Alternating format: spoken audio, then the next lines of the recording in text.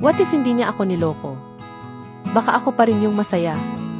Baka hindi ko kailangang matutong magpanggap na okay kahit gabi-gabi akong umiiyak. Baka hindi naging trauma ang salitang tiwala. At baka ngayon, kaya ko pa ring maniwala sa salitang pangako.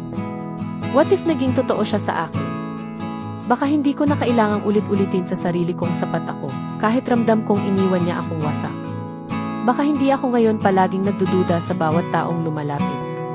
Baka hindi ako natutong magmahal ng may takot na baka lahat, iiwan din ako pagkatapos akong sirain. What if pinili niya akong mahalin ng buo? Baka sabay naming pinanood ang bawat paglipas ng araw, hindi ako nag-iisa sa dilim. Baka siya pa rin ang una kong tinatawagan kapag may magandang balita, hindi yung dahilan kung bakit hirap akong ngumiti ngayon. Baka hindi ko kailangan ng libo-libong salita para lang sabihing masakit pa rin. What if hindi siya nagsinungaling?